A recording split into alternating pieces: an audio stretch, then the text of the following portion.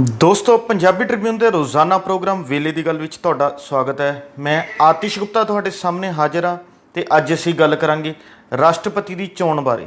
ਜੀ ਹਾਂ ਦੋਸਤੋ, ਜਿਵੇਂ ਕਿ ਆਪਾਂ ਸਭ ਦੇ ਧਿਆਨ ਵਿੱਚ ਹੀ ਹੈ, ਭਾਰਤ ਦੇ 15ਵੇਂ ਰਾਸ਼ਟਰਪਤੀ ਦੀ ਚੋਣ ਹੋ ਚੁੱਕੀ ਹੈ ਤੇ ਐਨਡੀਏ ਦੀ ਉਮੀਦਵਾਰ ਸ਼੍ਰੀਮਤੀ ਦ੍ਰੋਪਦੀ ਮੁਰਮੂ ਨੂੰ ਦੇਸ਼ ਦਾ 15ਵਾਂ ਰਾਸ਼ਟਰਪਤੀ ਜਿਹੜਾ ਹੈਗਾ ਚੁਣ ਲਿਆ ਗਿਆ। ਉਹਨਾਂ ਨੇ ਆਪਣੇ ਵਿਰੋਧੀ ਉਮੀਦਵਾਰ ਜਿਹੜੇ ਨੇ, ਵਿਰੋਧੀ ਧਿਰਾਂ ਦੇ ਆਗੂ ਵੱਲੋਂ ਜਿਹੜਾ ਉਮੀਦਵਾਰ ਉਤਾਰੇ ਗਏ ਸੀ ਯਸ਼ਵੰਤ ਸਿੰਘ ਸਿन्हा ਨੂੰ ਜਿਹੜਾ ਹੈਗਾ ਭਾਰੀ ਬਹੁਮਤ ਨਾਲ ਹਰਾ ਕੇ ਜਿਹੜਾ ਇਹ ਜਿੱਤ ਹਾਸਲ ਕੀਤੀ ਹੈ। ਦੋਸਤੋ, ਸ਼੍ਰੀਮਤੀ ਦ੍ਰੋਪਦੀ ਮੁਰਮੂ ਦੇ ਰਾਸ਼ਟਰਪਤੀ ਬਣਨ ਨਾਲ ਦੇਸ਼ ਵਿੱਚ ਇੱਕ ਬਹੁਤ ਹੀ ਵੱਡਾ ਅਤੇ ਇਤਿਹਾਸਕ ਫੈਸਲਾ ਜਿਹੜਾ ਇਹ ਲਿਆ ਗਿਆ, ਕਿਉਂਕਿ ਜਿੱਥੇ ਦ੍ਰੋਪਦੀ ਮੁਰਮੂ ਇੱਕ ਸਧਾਰਨ ਘਰ ਤੋਂ ਸੰਬੰਧਿਤ ਨੇ, ਇੱਕ ਕਬਾਇਲੀ ਇਲਾਕੇ ਦੇ ਵਿੱਚੋਂ ਆਉਂਦੇ ਨੇ, ਉੱਥੇ ਹੀ ਗੱਲ ਕਰੀਏ ਤਾਂ ਇਹ ਦੇਸ਼ ਦੇ ਦੂਜੀ ਔਰਤ ਰਾਸ਼ਟਰਪਤੀ ਜਿਹੜੇ ਨੇ ਬਣੇ ਨੇ। ਇਸ ਦੇ ਨਾਲ ਹੀ ਜਿਵੇਂ ਕਿ ਆਪਾਂ ਗੱਲ ਕਰ ਰਹੇ ਹਾਂ, ਉਹ ਆਦੀਵਾਸੀ ਭਾਈਚਾਰੇ ਨਾਲ ਸੰਬੰਧ ਰੱਖਦੇ ਨੇ ਅਤੇ ਇਹ ਆਦੀਵਾਸੀ ਭਾਈਚਾਰੇ ਦੇ ਵਿੱਚੋਂ ਪਹਿਲੇ ਜਿਹੜੇ ਨੇ ਰਾਸ਼ਟਰਪਤੀ ਬਣੇ ਨੇ ਅਤੇ ਇਹ ਬਹੁਤ ਆਪਣੇ ਆਪ ਦੇ ਵਿੱਚ ਹੀ ਜਿਹੜਾ ਹੈਗਾ ਸਾਡੇ ਦੇਸ਼ ਲਈ ਇੱਕ ਵੱਡਾ ਅਤੇ ਇਤਿਹਾਸਕ ਫੈਸਲਾ ਹੈ। ਕਿਉਂਕਿ ਜੇ ਗੱਲ ਕਰੀਏ ਭਾਰਤ ਦੇਸ਼ ਦੇ ਵਿੱਚ, ਤਾਂ ਭਾਰਤ ਦੇਸ਼ ਦੇ ਵਿੱਚ ਆਦੀਵਾਸੀ ਭਾਈਚਾਰੇ ਦੇ ਲੋਕਾਂ ਦੀ ਗਿਣਤੀ ਬਹੁਤ ਥੋੜ੍ਹੀ ਜਿਹੜੀ ਹੈਗੀ ਮੰਨੀ ਜਾਂਦੀ ਹੈ, ਕਿਉਂਕਿ ਉਹਨਾਂ ਦੀ ਵਸੋਂ ਜਿਹੜੀ ਹੁਣ 2011 ਦੇ ਜਿਹੜੀ ਜਨਗਣਨਾ ਅਨੁਸਾਰ ਦੇਖੀਏ ਤਾਂ 8% ਜਿਹੜੀ ਹੈਗੀ ਆ ਉਹਨਾਂ ਦੀ ਆਬਾਦੀ ਦੇਸ਼ ਦੇ ਵਿੱਚ ਗਿਣੀ ਜਾਂਦੀ ਹੈ ਅਤੇ 8% ਆਬਾਦੀ ਵਾਲੇ ਭਾਈਚਾਰੇ ਦੇ ਲੋਕਾਂ ਵਿੱਚੋਂ ਜਿਹੜਾ ਹੈਗਾ ਇੱਕ ਉਮੀਦਵਾਰ ਨੂੰ ਦੇਸ਼ ਦੇ ਵਿੱਚ ਸਾਹਮਣੇ ਲਿਆਉਣਾ ਅਤੇ ਉਸ ਦਾ ਰਾਸ਼ਟਰਪਤੀ ਚੁਣੇ ਜਾਣਾ, ਇਹ ਆਪਣੇ ਆਪ 'ਚ ਇੱਕ ਬਹੁਤ ਹੀ ਵੱਡਾ ਅਤੇ ਇਤਿਹਾਸਕ ਫੈਸਲਾ ਜਿਹੜਾ ਹੈਗਾ ਕਿਹਾ ਜਾ ਸਕਦਾ। ਦੋਸਤੋ, ਦੱਸਣਾ ਜਿਹੜਾ ਪਹਿਲਾਂ ਇਹੀ ਬਣਦਾ ਵੀ ਐਨਡੀਏ ਵੱਲੋਂ ਜੋ ਕਿ ਸੱਤਾ ਦੇ ਵਿੱਚ ਕਾਬਜ਼ ਹੈ, ਉਸ ਵੱਲੋਂ ਦ੍ਰੋਪਦੀ ਮੁਰਮੂ ਨੂੰ ਇੱਕ ਕਬਾਇਲੀ ਇਲਾਕੇ ਨਾਲ ਸੰਬੰਧਿਤ ਜਿਹੜੇ ਸ਼੍ਰੀਮਤੀ ਦ੍ਰੋਪਦੀ ਮੁਰਮੂ ਨੂੰ ਆਪਣੇ ਵੱਲੋਂ ਜਿਹੜਾ ਹੈਗਾ ਰਾਸ਼ਟਰਪਤੀ ਦਾ ਉਮੀਦਵਾਰ ਐਲਾਨਿਆ ਗਿਆ ਸੀ ਅਤੇ ਦੂਜੇ ਪਾਸੇ ਵਿਰੋਧੀ ਧਿਰਾਂ ਵੱਲੋਂ ਯਸ਼ਵੰਤ ਸਿੰਘ ਸਿन्हा ਵੱਲੋਂ ਜਿਹੜਾ ਉਹਨਾਂ ਨੂੰ ਰਾਸ਼ਟਰਪਤੀ ਦਾ ਉਮੀਦਵਾਰ ਐਲਾਨਿਆ ਗਿਆ ਅਤੇ ਇਸ ਨੂੰ ਲੈ ਕੇ 18 ਜੁਲਾਈ ਨੂੰ ਵੋਟਿੰਗ ਹੋਈ। 18 ਜੁਲਾਈ ਨੂੰ ਵੋਟਿੰਗ ਹੁੰਦੀ ਹੈ ਅਤੇ ਉਸ ਦੇ ਨਤੀਜੇ 21 ਜੁਲਾਈ ਨੂੰ ਆਉਂਦੇ ਨੇ ਅਤੇ 21 ਜੁਲਾਈ ਨੂੰ ਜਿਸ ਤਰ੍ਹਾਂ ਨਤੀਜੇ ਆਉਂਦੇ ਨੇ ਤਾਂ ਵੋਟਾਂ ਦੀ ਗਿਣਤੀ ਦੇ ਨਾਲ ਨਾਲ ਹੀ ਪਹਿਲੇ ਰਾਊਂਡ ਤੋਂ ਜਿਹੜਾ ਹੈਗਾ ਦ੍ਰੋਪਦੀ ਮੁਰਮੂ ਲੀਡ ਦੇ ਵਿੱਚ ਰਹਿੰਦੇ ਨੇ ਅਤੇ ਉਸ ਦੇ ਨਾਲ ਹੀ ਜਿਹੜਾ ਹੈਗਾ ਅਖੀਰ 'ਚ ਉਹ ਜਿੱਤ ਹਾਸਲ ਕਰਦੇ ਨੇ ਅਤੇ ਜਿਹੜਾ ਹੈਗਾ ਉਹ ਰਾਸ਼ਟਰਪਤੀ ਚੁਣੇ ਜਾਂਦੇ ਨੇ। ਦੋਸਤੋ, ਇਸ ਤਰ੍ਹਾਂ ਜਿਹੜਾ ਹੈਗਾ ਸ਼੍ਰੀਮਤੀ ਦ੍ਰੋਪਦੀ ਮੁਰਮੂ ਨੇ ਜਿਹੜਾ ਹੈਗਾ ਆਪਣੀ ਜਿੱਤ ਹਾਸਲ ਕੀਤੀ ਅਤੇ ਵੱਡੀ ਗੱਲ ਉਰੇ ਇਹ ਵੀ ਆਉਂਦੀ ਹੈ ਕਿ ਭਾਜਪਾ ਵੱਲੋਂ ਇੱਕ ਕਬਾਇਲੀ ਇਲਾਕੇ ਦੇ ਵਿੱਚੋਂ ਦ੍ਰੋਪਦੀ ਮੁਰਮੂ ਵਰਗੇ ਉਮੀਦਵਾਰ ਨੂੰ ਸਭ ਦੇ ਸਾਹਮਣੇ ਲਿਆਉਣਾ, ਇਹ ਉਹਨਾਂ ਦੀ ਕਿਤੇ ਨਾ ਕਿਤੇ ਸਿਆਸੀ ਸੂਝ-ਬੂਝ ਕਹਿ ਲਈਏ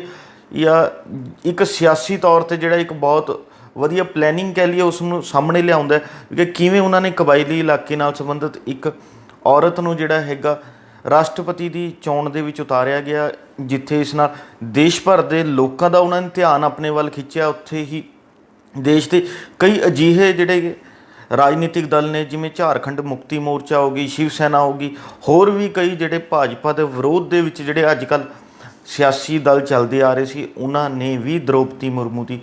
ਹਮਾਇਤ ਕਰਨ ਦਾ ਐਲਾਨ ਕੀਤਾ ਅਤੇ ਵੋਟਾਂ ਪਾਈਆਂ। ਉਸ ਤੋਂ ਇਲਾਵਾ ਵੀ ਦੇਖੀਏ ਤਾਂ ਦੇਸ਼ ਦੇ ਵਿੱਚ ਵੱਡੇ ਪੱਧਰ 'ਤੇ ਕ੍ਰਾਸ ਵੋਟਿੰਗ ਹੋਈ ਹੈ। ਲੋਕ ਜਿਹੜੇ ਸਾਡੇ ਉਮੀਦਵਾਰ ਨੂੰ ਵੋਟ ਪਾਉਂਦੇ ਦਿਖਾਈ ਦਿੱਤੇ ਨੇ। ਇਸ ਤੋਂ ਪਤਾ ਲੱਗਦਾ ਵੀ ਕਿ ਭਾਜਪਾ ਨੇ ਦ੍ਰੋਪਦੀ ਮੁਰਮੂ ਨੂੰ ਜਿਹੜਾ ਹੈਗਾ ਰਾਸ਼ਟਰਪਤੀ ਦਾ ਉਮੀਦਵਾਰ ਐਲਾਨ ਕੇ ਰਾਸ਼ਟਰਪਤੀ ਚੋਣਾਂ 'ਚ ਉਤਾਰ ਕੇ ਇੱਕ ਤੀਰ ਨਾਲ ਕਈ ਤਰ੍ਹਾਂ ਦੇ ਨਿਸ਼ਾਨੇ ਜਿਹੜਾ ਲਗਾਉਣ ਵਾਲਾ ਕੰਮ ਕੀਤਾ। ਅਤੇ ਉਸ ਦੇ ਨਾਲ ਹੀ ਗੱਲ ਕਰੀਏ ਦ੍ਰੋਪਦੀ ਮੁਰਮੂ, ਜਿਨ੍ਹਾਂ ਦਾ ਜੀਵਨ ਦੇਖੀਏ ਇੱਕ ਬਹੁਤ ਹੀ ਸਧਾਰਨ ਰਿਹਾ ਹੈ, ਕਿਵੇਂ ਉਹਨਾਂ ਨੇ ਬਹੁਤ ਮਿਹਨਤ ਕਰਕੇ ਆਪਣੇ ਘਰ ਪਰਿਵਾਰ ਨੂੰ ਚਲਾਇਆ, ਅੱਜ ਇਸ ਮੁਕਾਮ 'ਤੇ ਪਹੁੰਚੇ ਨੇ। ਤਾਂ ਅਸੀਂ ਦੱਸਣਾ ਚਾਹਾਂਗੇ ਦੋਸਤੋ ਵੀ ਕਿ ਦ੍ਰੋਪਦੀ ਮੁਰਮੂ ਦਾ ਜਨਮ ਜਿਹੜਾ ਹੈਗਾ ਉੜੀਸਾ ਦੇ ਮਯੂਰਭੰਜ ਜ਼ਿਲ੍ਹੇ ਦੇ ਵਿੱਚ 20 ਜੂਨ 1958 ਨੂੰ ਹੋਇਆ ਸੀਗਾ ਅਤੇ 1958 ਨੂੰ ਉਹਨਾਂ ਦਾ ਜਨਮ ਹੁੰਦਾ ਅਤੇ ਇਹ ਉੱਥੇ ਤੋਂ ਹੀ ਸਿੱਖਿਆ ਹਾਸਲ ਕਰਦੇ ਨੇ। ਸਾਰਾ ਆਪਣਾ ਗੁਜ਼ਾਰਾ ਘਰ ਪਰਿਵਾਰ ਨਾਲ ਉੱਥੇ ਹੀ ਰਹਿੰਦੇ ਨੇ ਅਤੇ ਵੱਡੀ ਗੱਲ ਇਹ ਆਉਂਦੀ ਹੈ ਵੀ ਕਿ ਉਹ ਉੜੀਸਾ ਦੇ ਛੋਟੇ ਜਿਹੇ ਪਰਿਵਾਰ ਤੋਂ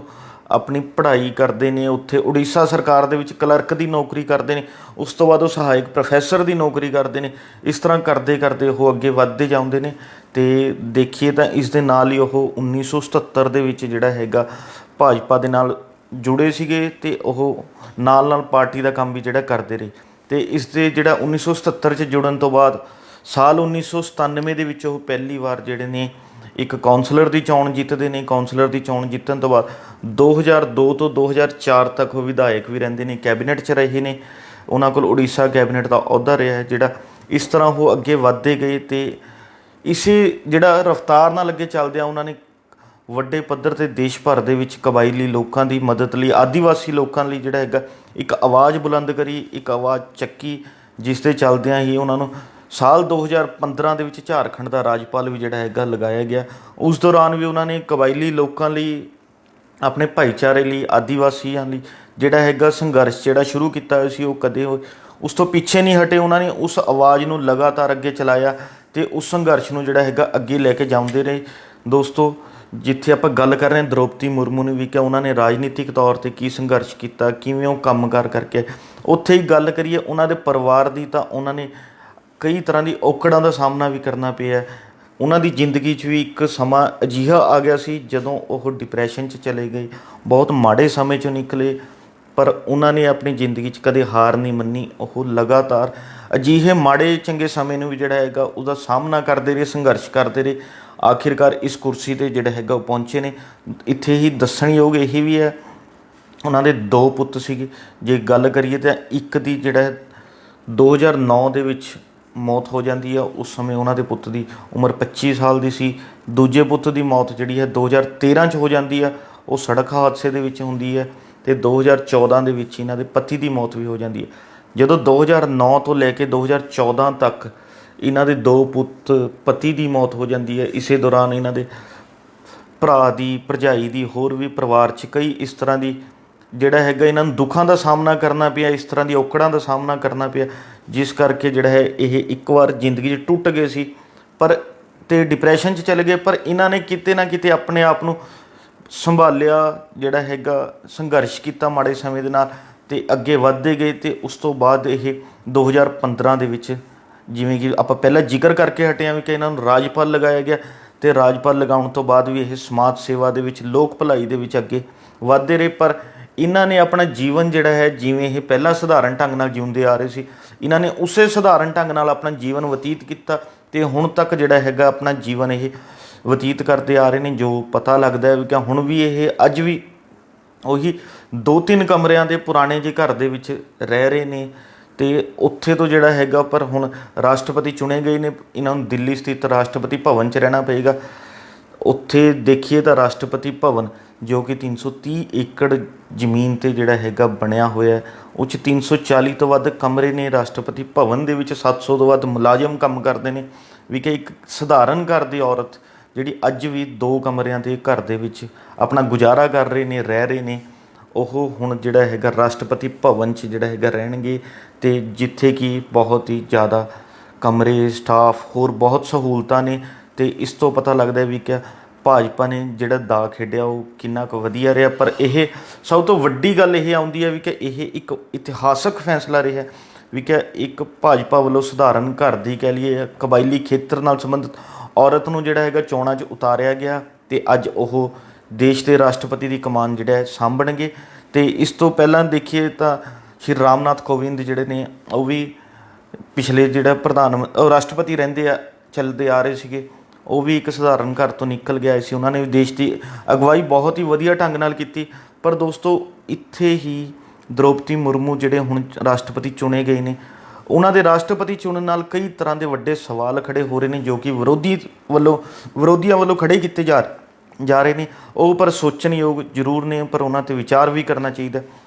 ਵਿਰੋਧੀਆਂ ਵੱਲੋਂ ਇਹ ਜਿਹੜੇ ਨੇ ਲਗਾਤਾਰ ਦੋਸ਼ ਲਗਾਏ ਜਾ ਰਹੇ ਨੇ, ਇਸ ਤਰ੍ਹਾਂ ਦੂਸ਼ਣਬਾਜ਼ੀ ਕੀਤੀ ਜਾ ਰਹੀ ਹੈ ਵੀ ਕਿ ਦੇਸ਼ ਦੇ ਪ੍ਰਧਾਨ ਮੰਤਰੀ ਨਰਿੰਦਰ ਮੋਦੀ, ਅਮਿਤ ਸ਼ਾਹ ਜੋ ਕਿ ਕੇਂਦਰੀ ਗ੍ਰਹਿ ਮੰਤਰੀ ਨੇ, ਭਾਜਪਾ ਪ੍ਰਧਾਨ JP ਨੱਡਾ ਅਤੇ ਹੋਰਨਾਂ ਕਈ ਆਗੂਆਂ ਦੇ ਨਾਮ ਲੈ ਕੇ ਉਹਨਾਂ ਵੱਲੋਂ ਕਿਹਾ ਜਾ ਰਿਹਾ ਵੀ ਕਿ ਉਹਨਾਂ ਵੱਲੋਂ ਦ੍ਰੋਪਦੀ ਮੁਰਮੂ ਨੂੰ ਜਿਹੜਾ ਹੈਗਾ ਇੱਕ ਤਰ੍ਹਾਂ ਦੀ ਰਬੜ ਸਟੈਂਪ ਵਜੋਂ ਵਰਤਣ ਲਈ ਲਿਆਂਦਾ ਗਿਆ ਵੀ ਕਿ ਜੋ ਉਹ ਕਰਨਾ ਚਾਹੁੰਦੇ ਨੇ ਉਹ ਉਸੇ ਤਰ੍ਹਾਂ ਕਰਨਗੇ ਅਤੇ ਦ੍ਰੋਪਦੀ ਮੁਰਮੂ ਉਹਨਾਂ ਦੀ ਜਿਹੜਾ ਹੈਗਾ ਇੱਕ ਰਬੜ ਸਟੈਂਪ ਵਜੋਂ ਕੰਮ ਕਰੇਗੀ। ਪਰ ਇੱਥੇ ਦੱਸਣਯੋਗ ਇਹ ਵੀ ਗੱਲ ਹੈ ਵੀ ਕਿ ਉਹ ਇਸ ਤਰ੍ਹਾਂ ਦੇ ਦੋਸ਼ ਜ਼ਰੂਰ ਲਾ ਰਹੇ ਨੇ, ਪਰ ਜੇਕਰ ਦੇਖੀਏ ਦ੍ਰੋਪਦੀ ਮੁਰਮੂ ਦਾ ਪਿਛਲਾ ਸਿਆਸੀ ਜੀਵਨ, ਜਦੋਂ ਉਹਨਾਂ ਨੇ 2015 'ਚ ਝਾਰਖੰਡ ਦੇ ਰਾਜਪਾਲ ਵਜੋਂ ਕੰਮ ਜਿਹੜੇ ਕੀਤੇ ਨੇ, ਤਾਂ ਉਸ ਸਮੇਂ 2017 ਦੀ ਗੱਲ ਕਰੀਏ ਤਾਂ ਝਾਰਖੰਡ ਦੇ ਵਿੱਚ ਭਾਜਪਾ ਦੀ ਸਰਕਾਰ ਸੀ। ਤਾਂ ਭਾਜਪਾ ਵੱਲੋਂ 2 ਅਜਿਹੇ ਕਾਨੂੰਨ ਲਿਆਂਦੇ ਗਏ ਜੋ ਕਿ ਕਿਤੇ ਨਾ ਕਿਤੇ ਮੁਰਮੂ ਨੂੰ ਲੱਗਦਾ ਸੀ ਵੀ ਕਿ ਇਹ ਆਦੀਵਾਸੀਆਂ ਦੇ ਕਬਾਇਲੀ ਲੋਕਾਂ ਦੇ ਜਿਹੜਾ ਖਿਲਾਫ ਨੇ, ਉਹਨਾਂ ਦੀ ਜ਼ਮੀਨਾਂ ਦੇ ਖਿਲਾਫ ਨੇ, ਕਾਰਪੋਰੇਟ ਪੱਖੀ ਨੇ, ਹੋਰ ਇਸ ਤਰ੍ਹਾਂ ਹੀ ਕਈ ਤਰ੍ਹਾਂ ਦੇ ਉਹਨਾਂ ਨੂੰ ਸ਼ੰਕੇ ਲੱਗਦੇ ਸੀਗੇ। ਤਾਂ ਉਹਨਾਂ ਨੇ ਭਾਜਪਾ ਦੀ ਸਰਕਾਰ ਹੋਣ ਦੇ ਬਾਵਜੂਦ ਜਿਹੜਾ ਉਹ ਦੋਵੇਂ ਕਾਨੂੰਨਾਂ 'ਤੇ ਜਿਹੜਾ ਹੈਗਾ ਪ੍ਰਵਾਨਗੀ ਦੇਣ ਤੋਂ ਇਨਕਾਰ ਕਰ ਦਿੱਤਾ ਸੀਗਾ, ਕਿਉਂਕਿ ਭਾਵੇਂ ਉਹ ਕਾਨੂੰਨ ਜਿਹੜੇ ਨੇ ਉਹ ਨੀਚੇ ਤੋਂ ਪਾਸ ਕਰਕੇ ਰਾਜਪਾਲ ਕੋਲ ਸਾਈਨ ਹੋਣ ਲਈ ਪਹੁੰਚੇ ਸੀਗੇ, ਪਰ ਉਹਨਾਂ ਨੇ ਬਤੌਰ ਰਾਜਪਾਲ ਜਿਹੜਾ ਉਹਨਾਂ ਕਾਨੂੰਨਾਂ 'ਤੇ ਜਿਹੜੇ ਸਾਈਨ ਕਰਨ ਤੋਂ ਇਨਕਾਰ ਕਰ ਦਿੱਤਾ ਸੀ। ਅਤੇ ਇਸ ਤੋਂ ਸਮਝ ਆਉਂਦੀ ਹੈ ਵੀ ਕਿ ਦ੍ਰੋਪਦੀ ਮੁਰਮੂ ਜਿਹੜਾ ਉਸ ਸਮੇਂ ਵੀ ਜਦੋਂ ਭਾਜਪਾ ਦੀ ਸਰਕਾਰ ਸੀ ਤਾਂ ਇਹਨਾਂ ਰਾਜਪਾਲ ਹੁੰਦਿਆਂ ਦੋ ਕਾਨੂੰਨਾਂ 'ਤੇ ਜਿਹੜਾ ਹੈਗਾ ਸੋਧਾਂ ਨੂੰ ਪ੍ਰਵਾਨ ਕਰਨ ਤੋਂ ਇਨਕਾਰ ਕਰਤਾ ਸੀ। ਤਾਂ ਅੱਜ ਵੀ ਇਹ ਗੱਲ ਸੋਚੀ ਜਾ ਸਕਦੀ ਹੈ ਵੀ ਕਿ ਜਿਹੜੇ ਵਿਰੋਧੀ ਆਗੂ ਕਹਿ ਰਹੇ ਨੇ ਵੀ ਕਿ ਇਹ ਇੱਕ ਰਬੜ ਸਟੈਂਪ ਹੋ ਸਕਦੇ ਨੇ, ਵੀ ਕਿ ਦ੍ਰੋਪਦੀ ਮੁਰਮੂ ਜੇ ਉਸ ਸਮੇਂ ਇਨਕਾਰ ਕਰ ਸਕਦੇ ਨੇ ਤਾਂ ਅੱਜ ਵੀ ਉਹ ਦੇਸ਼ ਦੇ ਵਿਰੁੱਧ ਜਾਣ ਵਾਲਾ ਕੋਈ ਫੈਸਲਾ ਨਹੀਂ ਲੈਣਗੇ। ਦੇਸ਼ ਹਿੱਤ 'ਚ ਜਿਵੇਂ ਉਹ ਰਾਜਪਾਲ ਹੁੰਦਿਆਂ ਝਾਰਖੰਡ ਲਈ ਕੰਮ ਕਰਦੇ ਆਏ ਨੇ, ਤਾਂ ਹੁਣ ਰਾਸ਼ਟਰਪਤੀ ਹੁੰਦਿਆਂ ਦੇਸ਼ ਹਿੱਤ 'ਚ ਕੰਮ ਕਰਨਗੇ। ਅਤੇ ਸਾਰੇ ਦੇਸ਼ ਵਾਸੀਆਂ ਨੂੰ ਇਹੀ ਉਹਨਾਂ ਤੋਂ ਆਸ ਹੈ